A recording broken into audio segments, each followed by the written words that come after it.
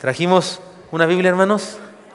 La tomamos con la mano derecha, la ponemos en alto y decimos: la palabra de Dios contenida en este libro es la verdad que acepto creer, es la enseñanza que me comprometo a seguir y es la esperanza que me atrevo a confesar.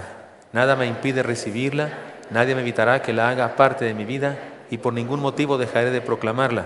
Estoy aquí para leerla, oírla y vivirla diariamente. Amén. Amén. Estamos en el mes de la familia, hermanos. Recién hemos comenzado, el domingo pasado debimos comenzar, pero tuvimos un predicador invitado. Entonces yo no prediqué y por eso no podía exigirle a él que se acoplara a nuestras, ¿cómo se dice? Nuestro programa y esas cosas. Sigo sin oír, hermanos, como, ahí está, ahora sí. Algo tiene, pero gracias que ya se oye. Y entonces por esa razón no fue el mes de la familia al inicio, el domingo pasado, pero aprovecharemos estos 3 domingos que nos corresponden para estudiar la familia que revoluciona al mundo.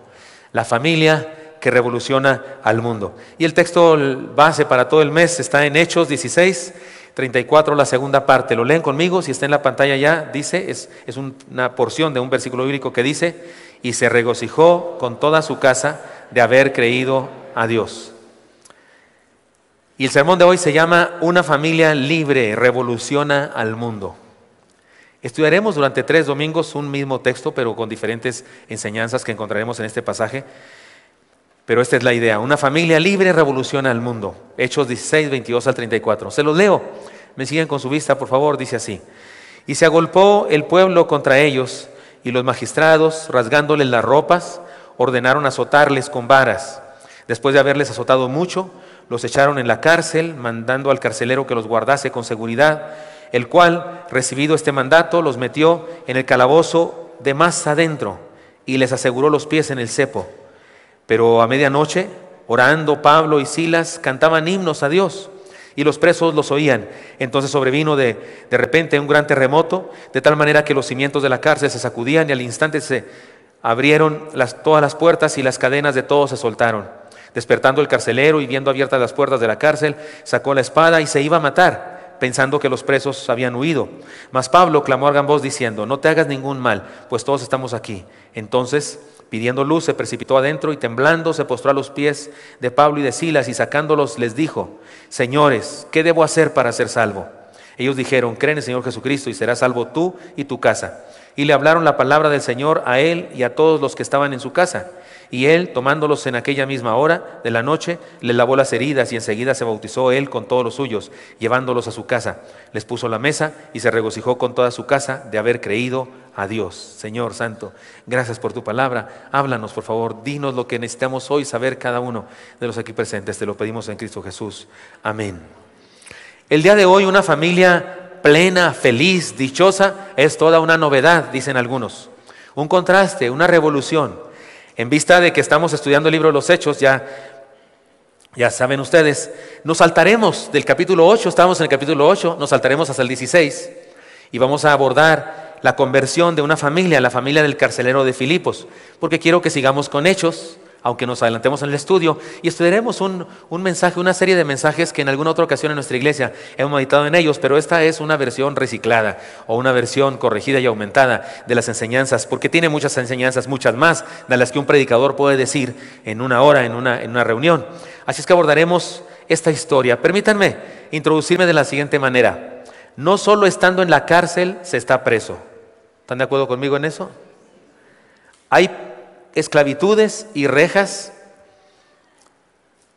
de diferentes clases en la vida. No solo estando en una cárcel se está preso, sino teniendo cierto tipo de pensamientos, ideas, emociones y circunstancias de la vida, podemos experimentar la sensación de estar encarcelados. De hecho, hay un dicho popular mexicano que se convirtió también en una canción que dice: aunque la jaula sea de oro, no deja de ser prisión. Dice así. Hay gente que se siente privada de su libertad cuando está en casa y tiene que escaparse. Y se escapa, se sale de casa, solo para enterarse de que se llevó la cárcel con él o con ella. Porque no tiene que ver con el lugar, con la casa. La esclavitud o el encarcelamiento tiene que ver con el corazón. La libertad no es un lugar, es más bien una condición del alma, una actitud del espíritu. El pasaje que hoy estudiamos nos presenta la conversión, ya he dicho, de un carcelero en Filipos y de su familia entera. Y cuando dice que se convirtieron él y los suyos, o él y su casa, en realidad hace referencia no solo a su esposa y sus hijos, posiblemente a sus abuelos, o a sus padres, o a sus primos, o a sus esclavos. Hace referencia también a los siervos de su casa. Se refiere a todos los suyos, todos se convirtieron. En aquella época los carceleros vivían en la cárcel. Vivían en un sector que por supuesto tenía salida libre hacia afuera, o en un segundo piso, o en el tercer piso, según si era de pisos el lugar, pero vivían ahí en la cárcel, así que de alguna manera también era un preso, porque tenían que vigilar, igual que cualquiera que tiene que vigilar su tienda. ¿Cómo se dice que el que tiene tienda qué? Que la tienda. Y no es cierto que algunas personas que son dueños de una tiendita así en la esquina, de hecho ni el sol les da, tan blancos, blancos, blancos. ¿No es cierto? Porque están siempre metidos. Algunos trabajos son esclavizantes. Algunos trabajos son esclavizantes. Y en este caso, él vivía en la cárcel. Posiblemente su esposa hacía la comida o participaba haciendo la comida, limpieza o cosas así. Sus hijos posiblemente también. Era una costumbre en aquella época. Es más, en ocasiones el carcelero era un expreso. Y no me refiero a un café expreso que se me está antojando en este momento. Me refiero que era alguien que había sido un presidiario. El caso más claro en la Biblia es José el soñador. ¿Recuerdan que José llegó a la cárcel? Y la Escritura dice que al rato era el administrador de la cárcel. ¿No es cierto? Al rato era el que cuidaba a los demás presos. ¿Sigo sin oír? ¿Sigo usted? Sí, sigo sin oír. Sí, mejor lléveselo. O llévese esa cosa y para que no me lleve, porque no me va a sacar otra cosa al jalar. Sale, gracias. Como los magos, ¿verdad? Que sacan así. Perdón. ¿Ya? Sí, la cartera sí. Noah. No, sí está. Sí, porque estaba bien metido ahí, dije yo. No es cierto, Noah. Disculpe, Noah. Es más honrado que nada este chamaco, ¿cómo cree usted? Muy bien. José el soñador era un preso, pero llegó a ser administrador de la cárcel. Así es que ese era el estilo y la cultura de aquella época. De algún modo aquel hombre tenía una conciencia muy clara de lo que significaba estar preso. Sabía bien lo que era libertad y lo que era ser preso. De pronto entró en contacto con los cristianos. Unos cristianos raros que a pesar de estar presos físicamente parecen muy libres, cantan, oran y son felices. Su contacto con los cristianos transformó su vida y la de su familia. Por eso dimos el salto del capítulo 8 de Hechos hasta el 16 para este mes de la familia estudiar este pasaje que sigue siendo Hechos, pero que habla sobre la familia. Y su contacto con los cristianos transformó su vida y la de su familia. Y esto nos recuerda entonces que estar preso y estar libre no tienen que ver solo con lo que pensamos a veces en términos naturales de cárcel, no cárcel, reja, no reja. No, algunas cosas en la vida nos esclavizan, nos privan de la libertad. Si usted pregunta, ¿cómo qué, pastor? Le digo algunas cosas. Un vicio que no hemos podido vencer, alcoholismo, drogadicción, tabaquismo, pornografía, infidelidad, amargura, voy a decir otras cosas de esas acá. Cualquier cosa que nos daña, que daña a nuestros seres queridos, que nos causa sufrimiento, sentimientos de culpa y que nos despersonifica y nos destruye. Depresión, esa manía de sentirnos derrotados, sin propósito, sin ganas de hacer nada, salvo dormir. Es una cárcel. Desesperanza, esa incapacidad de creer que las cosas pueden mejorar. De hecho, la desesperanza es una convicción teológica. La desesperanza es una doctrina que algunos la creen firmemente. Están absolutamente convencidos de que las cosas pueden empeorar, pero mejorar jamás. Mejorar no puede ser. Hay gente que piensa eso. Y eso es desesperanza. Incredulidad, falta de arrepentimiento, doctrinas equivocadas. Esos son cárceles. Y usted dice, pastor, doctrinas equivocadas no es cárcel. Le leo un texto bíblico que dice eso. Se lo dijo Pedro a Simón, el mago, que se convierte y que quiere comprar el poder del Espíritu Santo para luego venderlo en frasquitos, ahí en el Teatro Silvia Pinal, y venderlo a toda la gente y hablar así como que está hablando tipo brasileño. ¿Sí captaron lo que estoy diciendo? Sí, lo estoy diciendo seco directo a la cara, no crean que me estoy escondiendo, nomás que lo estaba diciendo así, pero sí, y vender cosas, usureros, se las van a ver bien duras con Dios, esa gente que vende. Eso quería hacer el Simón este. De hecho, estos practican la simonía. Y miró lo que le dijo Pedro: arrepiéntete pues de esta tu maldad y ruega a Dios si quizá te sea perdonado el pensamiento de tu corazón, porque en hiel de amargura y en prisión de maldad veo que estás. Pedro llamó a Simón y sus ideas equivocadas prisión.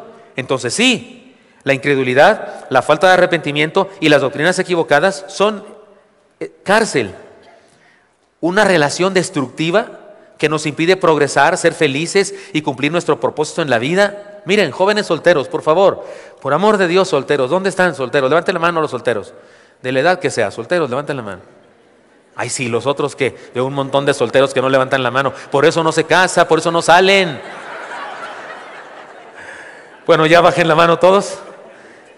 Oigan, solteros, por amor de Dios, cuidado con las relaciones destructivas. Mire, cuando estás casado, cuando estamos casados, hay que lucharle. Salimos porque salimos, o sea, resolvemos esto porque lo resolvemos, hay que lucharle. Pero usted está soltero, por amor de Dios, y tiene una relación de chamaquillos, apenas si saben cambiarse la ropa, y ya andan de novios, y luego tienen una relación de noviazgo tipo telenovela colombiana, de esas de narcos, de esas de no sé qué. Tienen una relación tipo película de Tarantino, ¿cómo se llama? ¿Cómo se llama ese? ¿Qué? Wendy. 25, Tarantino. Donde hay muchas pistolas por todas partes. No, todo el tiempo hay guerra y lucha. Tiene una relación, por favor, chamaco, mándenla a volar. Mándelo a volar. Sí, gracias, perdón. No, yo pensé que dije, ahí ya vino a quejarse. Pero no, ya se escucha perfectamente. Gracias, no. Gracias. Sí, se escucha bien. No me robe la cartera, no. Aquí, mire. Gracias. Entonces, una relación destructiva que nos impide progresar, ser felices, cumplir con nuestro propósito en la vida, eso también es una cárcel. Gracias. No, también es una cárcel. Un complejo que nos reprime y nos condena a una personalidad enferma. No somos así. No somos así, es un complejo, un trauma que nos confunde y cautiva nuestros sentimientos, emociones y actitudes. Un temor que limita nuestro potencial y nos encierra en la cárcel de la pasividad, porque de repente puede ser que seamos bien buenos para algo. Puede ser que aquí haya un escritor bárbaro, escribe, yo qué sé, poemas o novelas o noticias o qué sé yo, pero como no se atreve a mostrarlas a nadie, pues ahí se queda en la ignorancia de si es muy bueno para eso o no. Puede ser que no sirva para nada, que no valgan 3 cacahuates sus escritos, pero a lo mejor es un gran escritor o un gran pintor o un gran actor. Pero ese temor es una cárcel también. Y ni hablar de la inseguridad que nos aqueja y nos hace encerrarnos en la casa, en el carro, en una personalidad siempre a la defensiva y en desconfianza. Y también podemos hablar de cárcel cuando pensamos en la destrucción de nuestros sueños. Se dice que eso es más o menos lo que significa la crisis de media vida. Como que uno se pregunta, ¿y qué he logrado? Yo soñaba cuando estaba en la escuela que cuando tuviera esta edad ya tendría resuelto mi futuro. Y yo pensaba que ya iba a estar bien. Nada, no tengo nada resuelto. Y pues solo que sean los cachetes y los resuelto todo, ¿verdad? Pero no tengo nada. Al contrario, estoy en deuda. Y entramos en una crisis. Porque los sueños rotos. No logré lo que pensaba, tenía un anhelo de no sé qué cosa. Y esas cosas son cárceles en la vida. Hay una novela que se ha hecho película y se ha hecho obra de teatro, una ópera hermosa que se llama Los Miserables. Hay una escena, la más triste escena, pienso yo, que he visto jamás en una obra de teatro, en un musical. Una escena donde una joven canta una canción tristísima. Yo digo que no debería cantarse esa canción nunca, más que en la obra de teatro, en el contexto de la historia. Hay actrices que la cantan así como en un concierto. ¿Cómo la cantan? Es hermosa en cuanto a su estética, la belleza de la música, pero no en cuanto a lo que dice. Es tristísimo lo que dice. Quiero que la escuchemos. En el contexto de que sí, los seres humanos tenemos cárceles y no necesariamente son las de una penitenciaría, sino cárceles del corazón, del alma, particularmente cuando los sueños se nos destruyen. ¿Puede haber algo más triste que esa frase final? Ahora la vida ha matado los sueños que soñé. Pero Este mensaje no tiene el propósito de entristecernos. Solamente hay que poner sobre la mesa la realidad. Podemos tener una cárcel y no tiene que ver con estar preso físicamente, sino con tener preso el corazón, la esperanza, la fe, el amor. El propósito de este sermón es alentarnos a salir de la cárcel. ¿Cómo? Todo este mes estudiaremos la historia de la familia del carcelero de Filipos. Pero ahora consideremos 2 principios solamente, los demás domingos consideremos otros 2, y en la última ocasión consideremos 3. Y con el afán de hacerlos claros y memorizables, permítame llamarles de una manera especial a cada uno de estos principios para hacerlos claros en nuestra vida. El primer principio lo llamaremos el principio de Jean Valjean, morir para vivir. Jean Valjean es el personaje central de la obra Los Miserables, de la novela Los Miserables y de la ópera Los Miserables. Hace rato les voy a presentar un video de, para mi gusto, la canción más hermosa de una ópera, de una obra musical no cristiana. Para mi gusto es la canción más significativa que he escuchado jamás en mi vida. Pero volvamos al texto. ¡Qué espectáculo! ¡Qué espectáculo! Casi ni puedo decirlo cuando lo imagino. Una cárcel maloliente.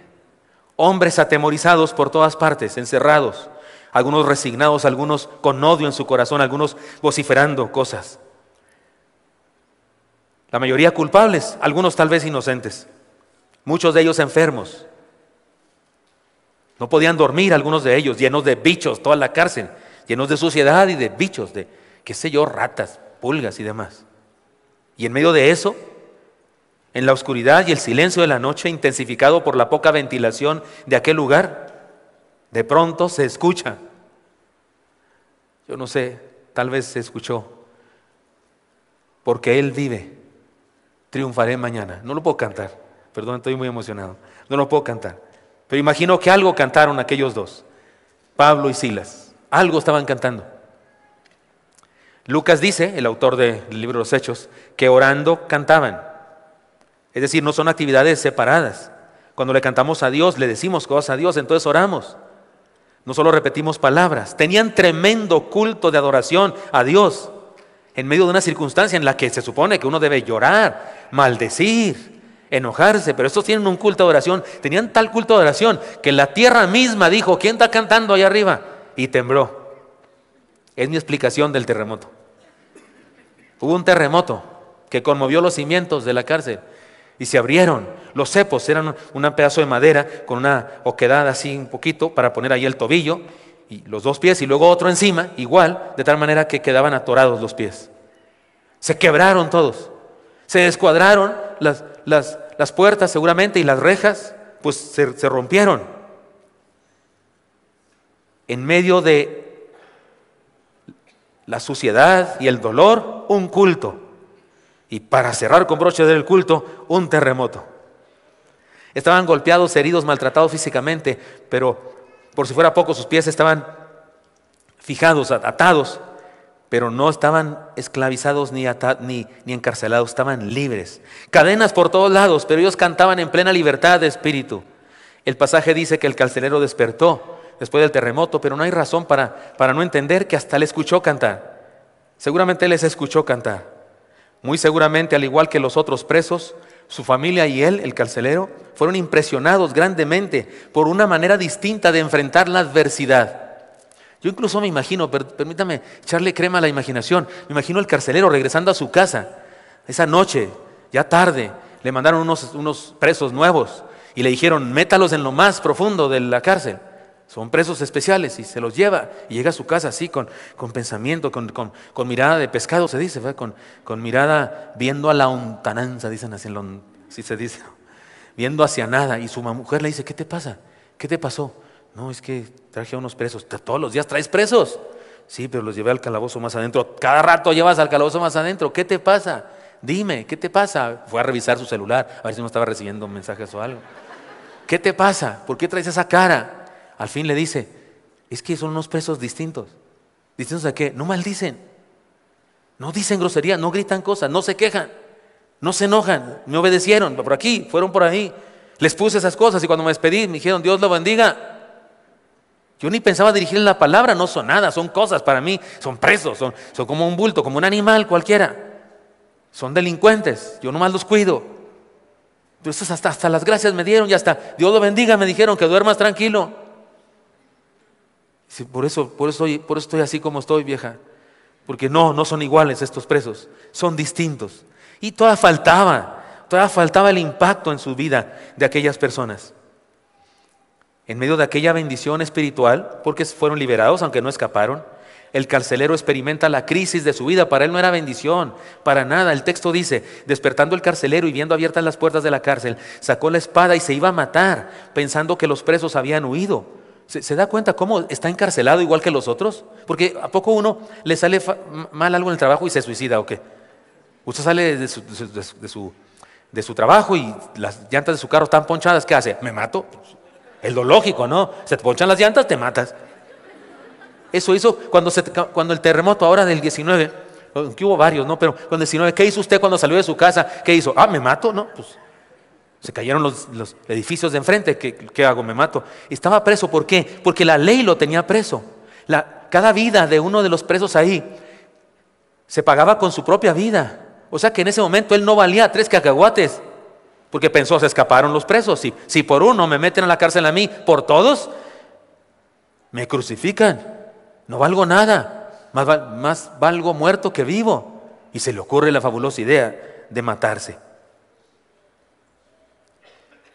En medio de los problemas interpersonales, en medio de las dificultades, tragedias de la vida, en ocasiones los seres humanos somos tan necios que nos parecemos al carcelero de Filipos y decimos frases como estas: me quiero morir. Y los demás le dicen, prometes y nada. O le decimos a otra persona, muérete, mejor muérete.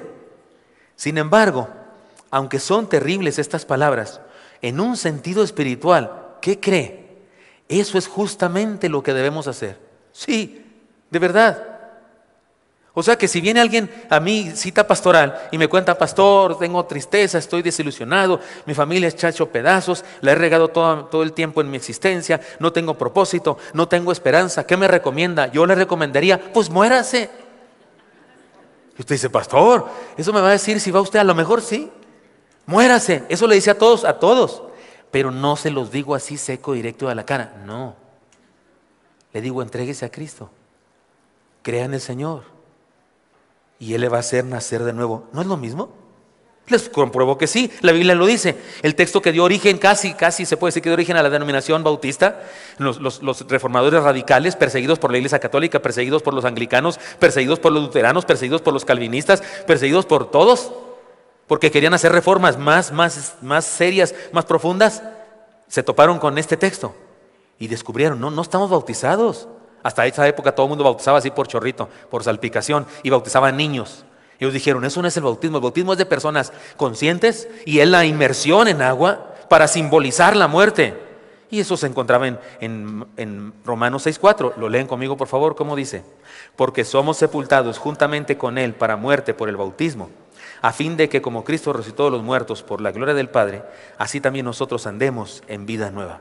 Sí, creer en Cristo significa morir al pecado, a la condenación y al mundo, y significa nacer de nuevo. Así es que el carcelero de Filipos estaba en lo correcto, andaba bien, nomás en el método estaba equivocado. Pero la idea de morirse era buena. Pero la idea de suicidarse con una espada no era buena. Debía convertirse, que es lo mismo que morirse y nacer de nuevo. Fue lo que entendió Pablo cuando ahí en Gálatas 2:20 dice, ¿lo dicen conmigo? ¿Lo están de memoria o está aquí atrás escrito? ¿Cómo dice? Con Cristo estoy juntamente crucificado y ya no vivo yo, mas vive Cristo en mí. Y lo que ahora vivo en la carne, lo vivo en la fe del Hijo de Dios, el cual me amó y se entregó a sí mismo por mí. La mayoría de ustedes saben esta historia. Un diácono bautista de Estados Unidos me contó esta historia. Trabajaba en una cárcel de la última instancia, en la cárcel donde los condenados a muerte son asesinados, se realiza la condena. Y en esa época se usaba la silla eléctrica. Y hubo cambio de silla eléctrica a inyección letal. Y entonces él preguntó, ¿qué van a hacer con las sillas eléctricas que tenemos? Dijo, pues vamos a mandar a un museo, una la vamos a tener aquí en un museo particular de la cárcel, pero esa que está ahí, pues no, ya la vamos a tirar. Y él dijo, ¿me la regalan? Y se llevó la silla eléctrica a su casa. Y se la conectó en su casa, en su recámara, y todas las mañanas se ponía el casco aquel, los electrodos en sus brazos, y se daba una descarga de 220. De Gálatas 2:20. Con Cristo estoy juntamente crucificado y ya no vivo yo, mas vive Cristo en mí. Y lo que ahora vivo en la carne, lo vivo en la fe del Hijo de Dios, el cual me amó y se entregó a sí mismo por mí. Él sabía muy bien lo que era estar vivo y estar muerto. Él veía a los presos entrar vivos y los veía salir calcinados, muertos. Por eso se sentaba en aquella silla, para decirse a sí mismo, muérete y deja a Cristo vivir en tu vida. El carcelero de Filipos estaba en lo correcto, en la idea fundamental de morirse, pero en el método es en donde estaba errado, y por eso el apóstol le dice, no te mates, aquí estamos todos. No necesitó revelación especial Pablo para darse cuenta que estaba pasando. Él quería suicidarse porque dice, estoy perdido. Si todos los presos se fueron en la torre, ¿cómo me los cobran? Y van a ir contra mi familia también, mejor me muero de una vez. Pero Pablo le dice, no lo hagas, aquí estamos. Para ser libre, de verdad libre, debemos morir primero. Insisto que aquel hombre estaba en lo correcto, pero lo que debía hacer no era quitarse la vida física, sino debía convertirse y comenzar una nueva vida, dejando la vida vieja atrás. En la obra Los Miserables, me refiero a la ópera, también en la novela está esta historia, pero en la ópera se cuenta de una manera muy hermosa. El personaje central de la novela, Jean Valjean, un hombre muy fuerte pero pobre, es llevado a la cárcel y obligado a trabajos forzados por robarse un pan. Y tiene que pasar su condena de muchos años preso. Él dice que fue despersonificado, dejó de llamarse como se llamaba y se llamaba por un número. Había por ahí un policía que de manera especial tenía algo contra él. A mí me parece que representa a los legalistas ese policía. Pero cuando finalmente cumple su condena, pero sigue en vigilancia. Así como un preso que salió pero que tiene que ir a firmar esas cosas. Sigue en vigilancia. Y un sacerdote lo hospeda un día. Y Jean Valjean, en lugar de ser agradecido, le roba al sacerdote. Le roba unos objetos de plata. Y muy pronto es tomado por la policía. Y van con el sacerdote y le dice, este hombre le robó estas cosas. Y el sacerdote, bien buena gente, no solamente no lo acusó, sino que hasta mintió por él. Y dijo, no me robó, yo se lo di eso. Y olvidó estas cosas, señor Jean Valjean. Olvidó esto que también le di, y le dio más cosas de plata. Y este hombre, ignorante, ratero, es impresionado fuertemente por este acto de amor. Incluso el sacerdote hace una oración en donde reclama para Dios su alma. Eso es lindo, en esta obra es linda. Y luego, en la ópera, el personaje Jean Valjean, por eso le he llamado así a este principio, canta lo que para mí es la canción más hermosa de una ópera que no sea cristiana y retrata perfectamente la conversión. Perfectamente. Esto que he estado diciendo, esto que el carcelero de Filipos quiso hacer, lo retrata perfectamente esta canción. Sé que es una canción que no necesariamente fue hecha para la iglesia, pero yo digo amén. Jean Valjean no es nada ahora. Hay un nuevo camino que seguir. ¿No es impresionante eso? No es morir para vivir. De hecho dice, abandono este mundo, el mundo de Jean Valjean. Él está reconociendo que no debe ser él nunca más y que debe ser una nueva persona, porque fue tocada por la gracia y el amor de un clérigo, de un sacerdote. Y eso transformó su vida, el amor de Dios seguramente. ¿Sabe qué, hermano? Todos necesitamos una experiencia de muerte y resurrección. Es más, no hay cristianismo sin esta experiencia. No se nace cristiano. Nadie es cristiano porque sus padres lo son. Nadie es cristiano porque viene a la iglesia cristiana, porque usa una Biblia cristiana, porque practicó algún ritual cristiano. No, la vida cristiana es muerte y resurrección. Es hacer un alto en el camino en algún momento de nuestra vida y reconocer nuestro pecado y aceptar la nueva vida en Cristo Jesús. Con Cristo estoy juntamente crucificado, dijo Pablo, porque somos sepultados juntamente con Él para muerte por el bautismo, dijo Pablo también en la carta a los Romanos. Además, la vida cristiana es una experiencia de renovación continua, por lo que cada día podemos morir al ayer y resucitar al presente para ser mejores. Esto es vivir en libertad. Y como individuos podemos lograrlo, y como familia, hagamos un alto en el camino y resucitemos a una nueva vida. Si usted nunca ha tomado una decisión así trascendente en su existencia, nunca ha tenido una crisis espiritual donde le dice a Dios, Señor, reconozco que he fallado durante toda mi vida, que he pecado, que he estado mal, pero quiero recibirte en mi corazón, quiero que vengas a vivir en mi vida. Si usted nunca ha hecho algo así, está en peligro usted. Necesita ahora morir y resucitar. No se lo diría yo en forma directa, pero en forma teológica sería bueno decirle, si usted me pregunta, ¿qué debo hacer? Muérase y resucita en Cristo. El carcelero entendió eso, aunque entendió mal el método, quería matarse. Pero finalmente sí lo hizo, finalmente sí murió y resucitó por la predicación del Evangelio, porque se convirtió. Como individuos y como familia, hagamos un alto y resucitemos a una nueva vida. Tal vez debemos pedir perdón, tal vez debemos perdonar, tal vez debemos hacer un pacto y tomar medidas en nuestra vida y con nuestros hijos y nuestras relaciones, con quien sea, suegros, tíos, abuelos, esposos, hijos, hermanos, pedir perdón, perdonar y tomar decisiones de una nueva manera de enfrentar las cosas. Aún los ya cristianos podemos hacer eso cada día, porque la Biblia por todas partes habla de renovación. No solamente de la fundamental, la regeneración, la salvación, sino de renovación aún cuando ya somos cristianos. La carta a los Romanos es una carta a cristianos y Pablo dice que nos renovemos en el espíritu de nuestra mente. ¿Se acuerda de eso? Dice que seamos renovados, ya cristianos, pero renovados una vez más. Así es que este es el principio de Jan Valjean, morir para vivir. Segundo principio, el principio del Jeopardy. Usted dice, eso me suena a concurso, a programa de concurso de la televisión norteamericana, pastor. Sí, exactamente. Les quiero enseñar el principio del Jeopardy. Hagamos la pregunta correcta. Les cuento para los que no saben del Jeopardy. El Jeopardy es un concurso de televisión en donde se pone a prueba los conocimientos generales de los concursantes y donde las respuestas deben expresarse como preguntas. Por ejemplo, si el que dirige el programa dice, construyó un arca por mandato de Dios, y usted responde de inmediato, Noé, no es la respuesta correcta. La respuesta correcta es, ¿quién es Noé? ¿Sí me expliqué? Las respuestas deben hacerse en forma de preguntas. Si usted dice Noé, la falló. Debe decir, ¿quién es Noé? Porque la pregunta no se hizo como pregunta, se hizo como afirmación.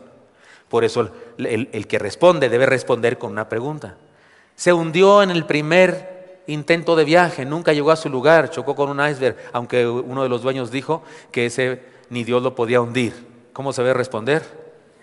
¿Qué es el Titanic? Si usted responde, el Titanic, muy orgulloso, debe responder, ¿qué es el Titanic? ¿O quién es el Titanic? Entonces, hacer la pregunta correcta en ocasiones es muy importante. Les pongo una situación hipotética. Si se parece a cualquier historia suya, ahí me disculpa. Dos jóvenes, chico y chica, están en el restaurante más famoso por su romanticismo. Ahí lo típico es declararte leal. Si invitas a alguien a ese restaurante, todo el mundo sospecha que te lo vas a declarar. Sentados frente a frente a la luz de una vela, tomados de las manos y mirándose con ojos de borrego tierno a medio morir. Y el chico le dice a ella con voz trémula, ya tenemos 5 años de novios. Hemos recorrido un gran camino lleno de aventuras. ¿Me conoces? Te conozco, te amo, me amas. Y creo que debemos seguir adelante, dar un paso más, ir a otra etapa. Te tengo una pregunta.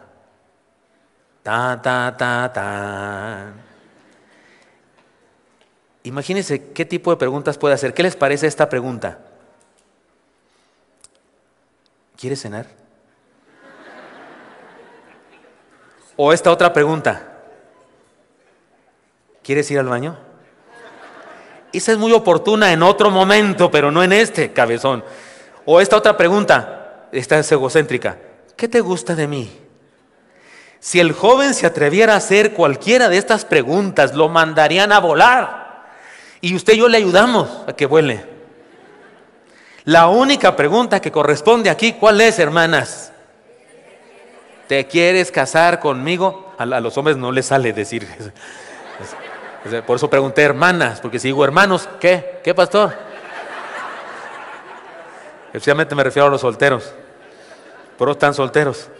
La pregunta correcta es, ¿te quieres casar conmigo? Y por favor, de rodillas, por lo menos una rodilla en el suelo. Agáchese, chamaco. Cuidado con las preguntas.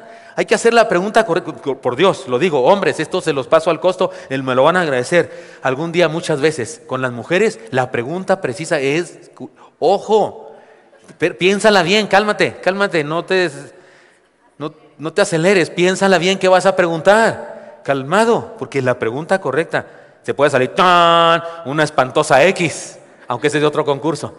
Pero la pregunta correcta aquí es, ¿te quieres estar conmigo? Insisto, una clave de la vida es hacer la pregunta correcta. El carcelero de Filipos pudo haber preguntado muchas cosas. Cuando se levantó por el terremoto y vino a la cárcel y todo estaba destruido y las rejas abiertas y los cepos quebrados y los presos libres, pudo haber preguntado varias de estas preguntas. ¿Qué les parece? ¿Por qué siguen aquí y no se escapan? ¿Por qué no se han escapado? ¿Cómo hacen para estar alegres? A Pablo y a Silas. ¿Cómo hacen para estar alegres? Cante y cante en medio de una desgracia. ¿No les pasó nada con el terremoto? Eso pudo haber sido una pregunta altruista. O tal vez esta otra pregunta, ¿dónde te agarró el temblor? Como dijo Chicoche. O tal vez pudo haber preguntado, ¿de qué están hechos ustedes? ¿Cómo es que actúan de esta manera en situaciones de, oiga, estaban golpeados? Dice el texto que les desgarraron los vestidos. No se los imagine muy bien vestidos así, no, les desgarraron los vestidos, tenían tirones en la ropa. Y luego les golpearon mucho con varas. No fue una tunda de mamá, así a chanclazo limpio. No, debieron estar ensangrentadas sus espaldas, sus pompis, sus piernas. Tal vez algunos golpes en la cabeza incluso. Fue bárbaro. Así es que la pregunta pudo haber sido, ¿cómo hacen ustedes para estar así? O tal vez pudo haber preguntado, ¿se piensan escapar? O pudo haber preguntado, ¿por qué están presos? ¿Por qué los metieron a la cárcel? O pudo haber preguntado, ¿salió alguien herido? Etcétera. Sin embargo, el tipo preguntó, de inmediato preguntó. Cuando Pablo le dice, no te mates, aquí estamos todos. De inmediato cae de rodillas ante ellos y pregunta de inmediato, ¿qué debo hacer para ser salvo? ¡Tling, tling, tling! Se oyó en el Jeopardy. Pregunta correcta o respuesta correcta. Porque en el Jeopardy es una respuesta, pero es en forma de pregunta. Su pregunta fue perfecta. El problema de nuestros días es que hay demasiadas preguntas sin respuesta. Y mucha gente, incluso gente que viene a la iglesia, se la pasa haciendo preguntas que no tienen sentido hacérselas. Se dice por ahí que hay gente que ya no busca quién se la hizo, sino quién se la paga, ¿sí? Buscar culpables, por ejemplo, es típico en los seres humanos. Buscar conocimientos y hacer mil preguntas, pero la pregunta importante no la hacen algunos. Por ejemplo, hay gente que pregunta esto, estoy seguro que te la han preguntado a ti, a mí sí, todas estas preguntas me las han hecho alguna vez. ¿Cuál es la religión verdadera? ¿Te han hecho esa pregunta alguna vez? Hay gente que le importa eso. ¿Cuál es la religión verdadera? Yo diría ninguna. Dios no mandó a la tierra una religión a salvarnos, mandó un redentor, que es el mismo hecho hombre. ¿Por qué no creen en la Virgen? ¿Cómo que no creemos? Sí creemos, hasta predicamos cerca de ella. No creemos que sea corredentora, ni creemos que le haya parecido a un indígena mexicano, pero sí creemos en la mamá de Jesús, que existió y esas cosas. ¿Por qué no veneran a los santos? ¿Cómo de que no los veneramos? Los veneramos y bastante, hasta besos les damos. Hoy yo besé a varios santos y santas antes de llegar aquí. ¿Sí besó usted o no besó a algún otro hermano? ¿Cómo llama Pablo a los hermanos de Éfeso, a los hermanos de Romanos, a los hermanos de Corinto? ¿Cómo los llama en sus cartas? Santos, ¿sí o no? Entonces, ¿veneramos a los santos, sí o no? Hasta besos les damos. Sí, ya sé, la gente no entiende eso, pero yo estoy diciendo mi respuesta. Otros preguntan, ¿por qué debo creer en un libro escrito por hombres sobre la Biblia? Ay Dios, ya me ando matando yo. ¿Por qué ando caminando por ahí?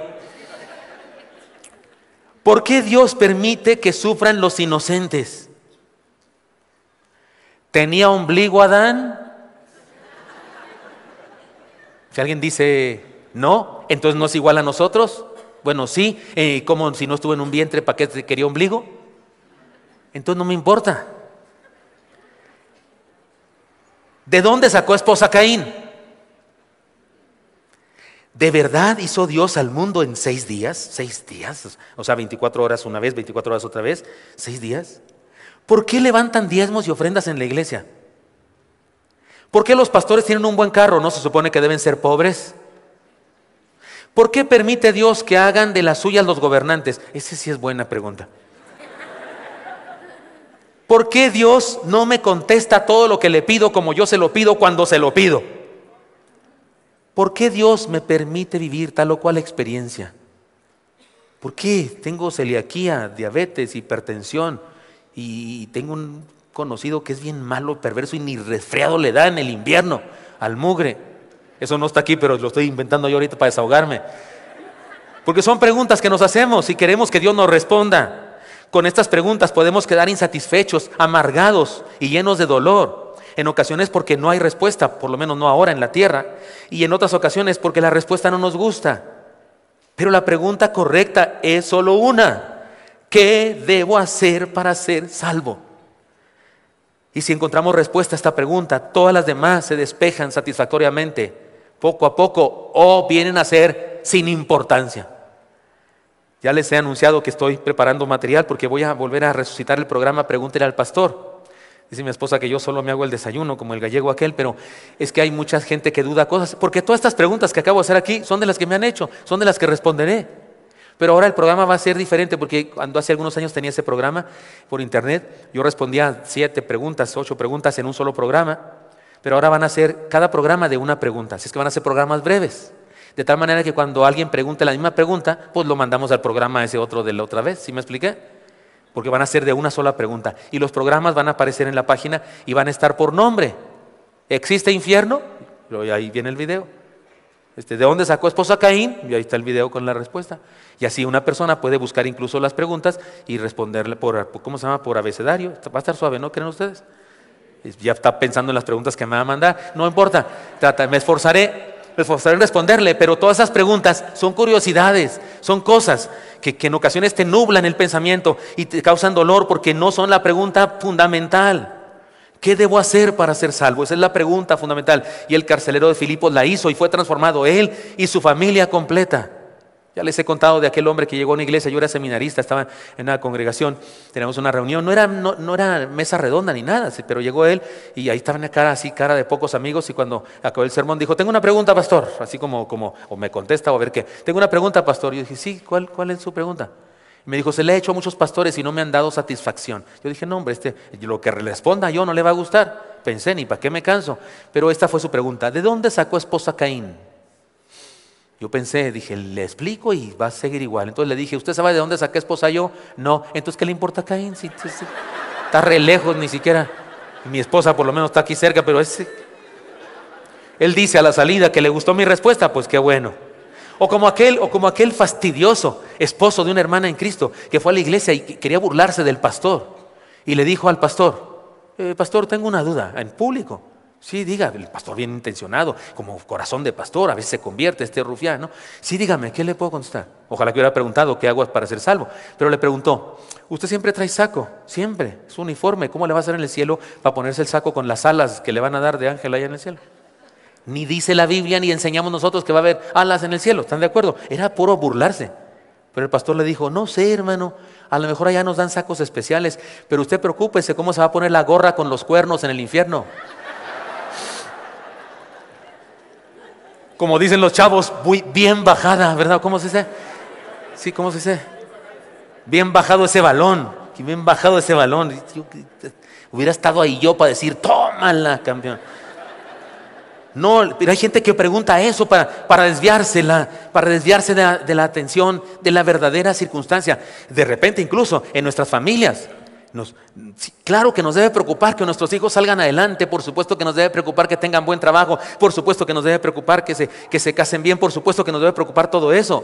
Pero en ocasiones estamos muy contentos porque les va muy bien el trabajo, porque tienen un sueldazo, porque se la pasan viajando por el mundo. Pero la pregunta correcta ¿es salvo? ¿Está su nombre escrito en el libro de la vida? Porque si no, no importa cuánto tenga en el banco, no importa cuánto éxito tenga. Jesucristo lo dijo, ¿se acuerdan? Más le vale al ser humano entrar sin un ojo o sin una mano al reino de los cielos que entrar completo al infierno. ¿Se acuerdan de eso? Podríamos decir, más le vale entrar sin carro, en bicicleta, que entrar en Mercedes o en Lamborghini o ¿cómo se llama ese que siempre digo rojo? Ferrari rojo. ¿Qué debo hacer para ser salvo? Fue la pregunta. 2 principios entonces, hermanos míos, para que nuestra familia sea libre de ataduras, libre de la angustia, libre de la depresión, libre de los vicios y con su carácter de familia cristiana pueda revolucionar este mundo en que vivimos. Me preguntan algunos con respecto a la política y las votaciones y eso. Por supuesto que pienso ir a votar y tengo mi candidato y esas cosas, mis reflexiones personales al respecto, que no debo decir aquí, ni siquiera, hasta delito es, no solamente no debo decirlo como pastor por mi ética pastoral, sino hasta delito es ante la ley. Pero ¿saben qué? Ni me preocupa eso, ni ando haciendo publicidad, ni quiero apoyar a ningún candidato, no, porque yo sé que eso no es la solución de la humanidad. A lo que sí me dedico y lo que sí hago con toda la pasión es lo que estoy haciendo ahora. Porque creo que lo que va a transformar el mundo es que ustedes y yo tengamos familias transformadas, familias revolucionarias, familias diferentes, contrastantes, y que impactemos a otras familias. Eso sí va a transformar el mundo, eso va a transformarlo mucho más que cualquier candidato y que cualquier partido que venga a estar en el poder o que siga en el poder, como sea. Dios, ayúdanos, por favor, bendícenos. Cancelo las cosas que dije antes. Así que tengo un desafío, hermanos, a la libertad. Aunque en 1863 el presidente Abraham Lincoln promulgó la libertad de todos los esclavos, muchos de esos esclavos siguieron en la misma circunstancia de esclavitud por años, porque tenían temor, no sabían qué hacer con su libertad, o sencillamente porque era su forma de vida. ¿Cómo cambiar su forma de vida? Y siguieron siendo esclavos por voluntad. Tenían la posibilidad de irse de las haciendas aquellas donde los trabajaban 14 horas, no 12 ni 10, 14 horas en ocasiones. Podían irse, pero decían, ¿a dónde me voy? No sé otra cosa que hacer, más que esto, más que recolectar algodón, esto es lo que sé hacer. ¿Qué voy a hacer a otro lado? Y siguieron como esclavos. El día de hoy hay gente así también. Eso que Jesucristo ya nos proveyó libertad y hay gente que sigue esclava. Harry Houdini, el tatarabuelo de David Copperfield y de Chris Angel y del mago Chen Kai y de mi amigo Marcel, un mago de Chihuahua, de mi tierra, amigo mío. El antecedente de los escapistas, un chaparrito, pelo chino. Le encantaba llegar a una ciudad donde iba a hacer espectáculo y les decía, salía en el periódico, decía, enciérrenme en la cárcel o en la caja fuerte que quieran y en minutos me escapo. Y sí lo hacía el tipo. Tenían sus trucos, no se desmaterializaba como creen algunos, no, tenía sus trucos, tenía cosas en su cinto y demás, pedazos de metal y esas cosas, y un día lo encerraron en una bóveda y se cerró la puerta detrás de él con cámaras y demás tomando, no había películas pero sí fotografías, y estaba dentro con su smoking. Sacó de inmediato de su cinto una pequeña barra muy flexible pero muy dura de acero que usaba para abrir, conocía todas las chapas del mundo. Sabía cómo funcionaban los mecanismos que había que tocar y saltar para que se abriera aquello. Y ahí empezó su faena de abrir la caja de la bóveda. Y no se abría, no sonaba el clic. Y le daba y no sonaba, y le picaba y no sonaba. Empezó a sudar y le daba y se quitó el saco y se quitó el chaleco y seguía dándole y nomás no podía. Finalmente desmoralizado, tiró su pequeño metal y se recarga en la puerta para sentarse y la puerta... ¿Por qué no se abría el mecanismo? Porque ya estaba abierta. Usted no puede abrir una cosa que ya está abierta, ¿está de acuerdo conmigo? Ya saltó el mecanismo, no la puede abrir, y ahí estaba. Solo estaba cerrada en su cabeza. Harry Houdini, ¿me explico? Hay veces que usted y yo estamos presos, porque esa cárcel está en nuestra cabeza, en nuestro corazón. Pero Cristo dijo, y conoceréis la verdad y la verdad os hará libres. Así que la libertad es algo más que no tener cadenas, es algo más que no estar en la cárcel. La libertad es un estado de nuestro espíritu y tiene que ver con nuestra relación con Dios. Sin Él somos esclavos del pecado, estamos atados al mundo y encarcelados en la condenación. Con Él somos libres.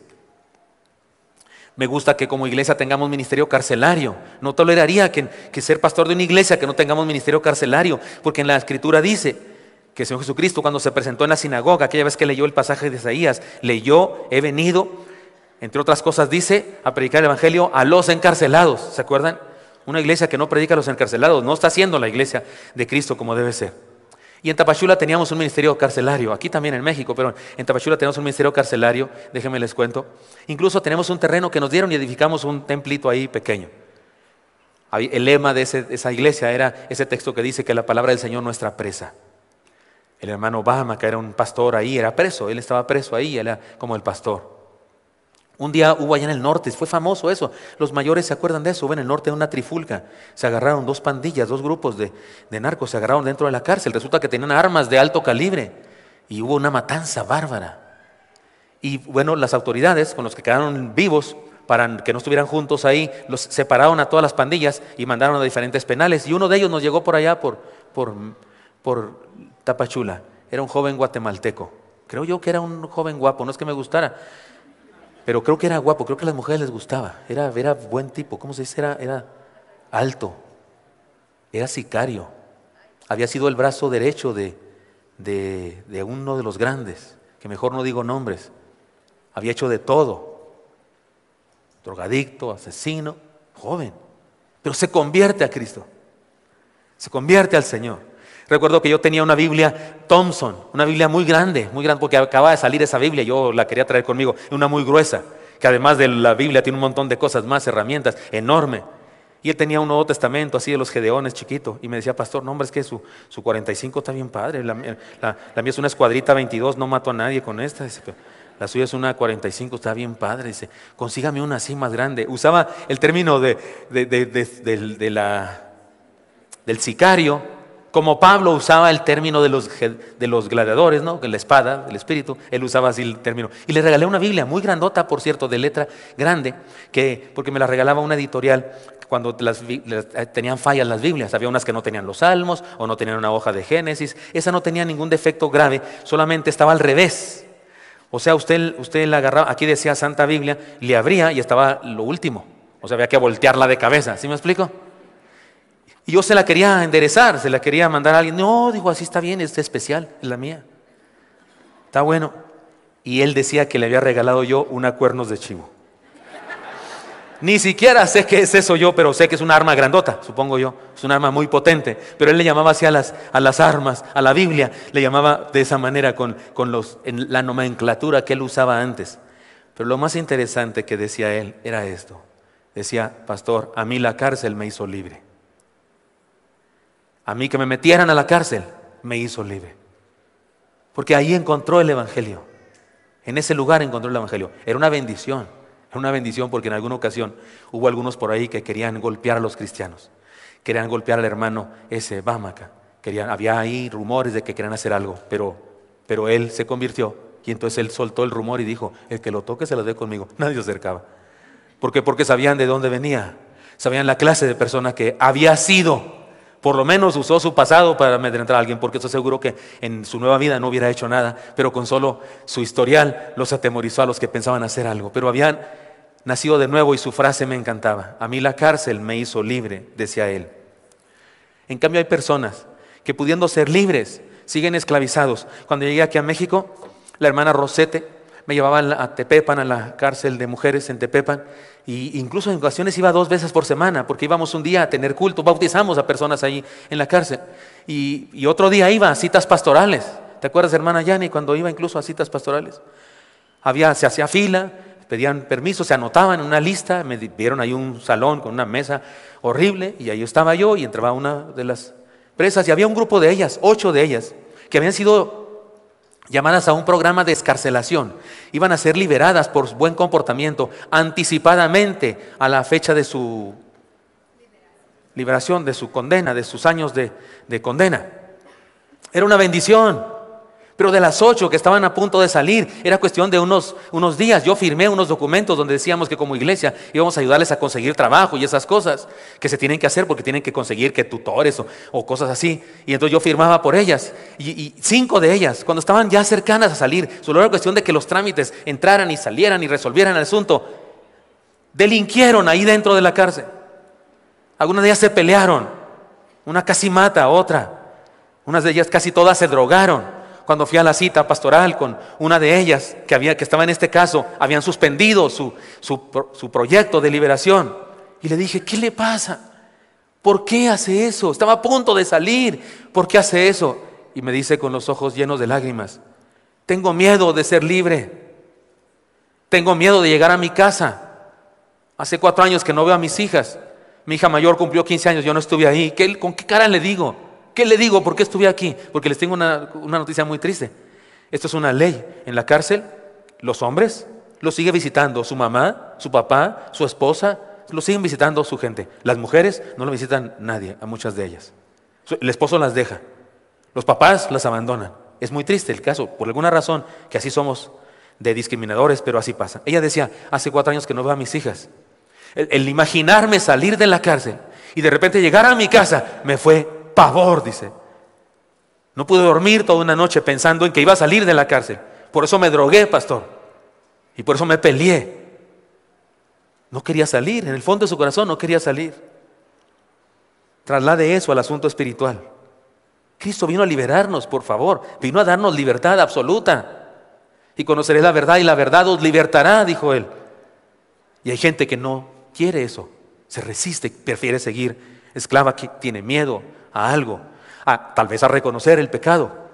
Tal vez a enfrentarse, a arrodillarse, a humillarse ante el Señor y reconocer el pecado. Pero hermanos míos, sigue siendo cierto que hay un llamado de Dios para nosotros, para ser libres nosotros personalmente y hacer libre a nuestra familia. 2 principios. El principio que hemos llamado de Jan Valjean. Morir para vivir. Hagamos un alto en el camino, un borrón y cuenta nueva. Y dejemos que Dios resucite nuestra vida y la de nuestra familia.